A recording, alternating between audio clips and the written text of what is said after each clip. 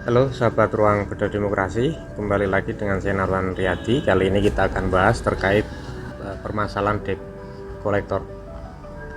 Beberapa waktu terakhir banyak rekan-rekan saya yang mengeluh karena kendaraannya ditarik paksa oleh oknum debt collector di jalan. Padahal sebagian besar dari kita tidak tahu kapan sebenarnya penarikan kendaraan itu sah dan kapan justru melanggar hukum. Dalam video ini saya akan menjelaskan secara singkat dan jelas bagaimana aturan hukum tentang eksekusi fidusia, apa yang boleh dan apa yang tidak boleh dilakukan oleh pihak pembiayaan maupun debt collector. Pertama-tama kita perlu tahu, kebanyakan kendaraan yang dibeli dengan sistem kredit itu dijamin dengan perjanjian fidusia, yaitu jaminan hukum antara debitur dan perusahaan pembiayaan. Nah, dulu perusahaan pembiayaan bisa menarik kendaraan langsung bila debitur dianggap bukan prestasi atau menunggak. Namun semenjak ada putusan Mahkamah Konstitusi nomor 18 tahun 2019, aturan itu berubah. Putusan MK menegaskan, pertama, jika debitur tidak menyerahkan kendaraan secara sukarela, maka perusahaan pembiayaan tidak boleh melakukan eksekusi sendiri. Yang kedua, eksekusi harus melalui permohonan ke pengadilan negeri, sehingga eksekusinya nanti melalui pengadilan negeri, tidak ditarik langsung oleh debt collector di jalanan. Ini apabila kita mengacu kepada putusan Mahkamah Konstitusi nomor 18 tahun 2019. Artinya, kalau ada penarikan paksa di jalan, itu bukan lagi eksekusi fidusia, tapi berpotensi tindakan pidana. Lalu bagaimana dengan debt collector atau pihak ketiga yang mengeksekusi kendaraan secara paksa? Dalam Kitab Undang-Undang Hukum Pidana atau KUHP, pasal 365 melarang perampasan dengan kekerasan. Pasal 368 mengatur tentang pemerasan, dan pasal 335 melarang perbuatan tidak menyenangkan atau intimidasi.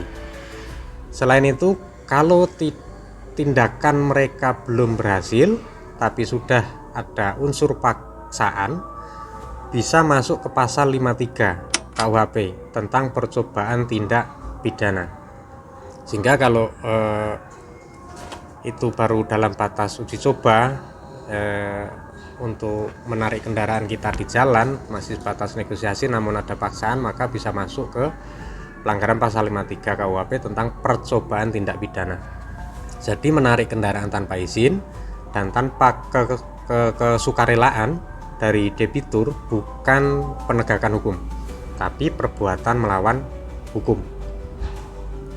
Kalau Anda mengalami kejadian seperti ini, kendaraan ditarik paksa, diancam, atau diintimidasi di jalan, jangan melawan dengan kekerasan. Itu hal pertama yang harus dilakukan. Catat waktu, lokasi, dan identitas pihak yang menarik kendaraan. Yang kedua, lapor ke kepolisian dengan dasar dugaan tindak pidana perampasan, pengancaman, atau pencurian. Yang ketiga, hubungi kuasa hukum apabila memiliki kuasa hukum atau pengacara pribadi untuk meminta bantuan hukum dalam mendampingi prosesnya.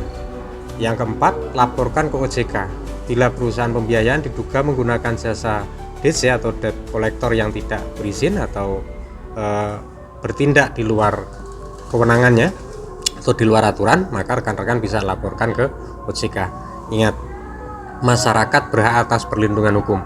Tidak ada alasan bagi siapapun untuk merampas kendaraan di jalan tanpa putusan pengadilan. Sebagai warga negara, kita harus menghormati perjanjian kredit yang kita buat. Namun di sisi lain, penegakan hukum tidak boleh dilakukan dengan cara kekerasan. Pihak pembiayaan, aparat, dan masyarakat sama-sama punya tanggung jawab untuk menegakkan keadilan dengan cara yang beradab. Semoga video ini membantu kita semua memahami hak dan kewajiban dalam hukum fidusia. Saya Narwan Riyadi mengajak rekan-rekan untuk terus belajar hukum, karena melek hukum adalah langkah awal menuju perlindungan diri. Terima kasih sudah menonton. Silahkan bagikan video ini agar semakin banyak orang paham bahwa hukum harus ditegakkan tanpa kekerasan dan tanpa arogansi. Sekian, selamat siang dan selamat beraktivitas. Mengajak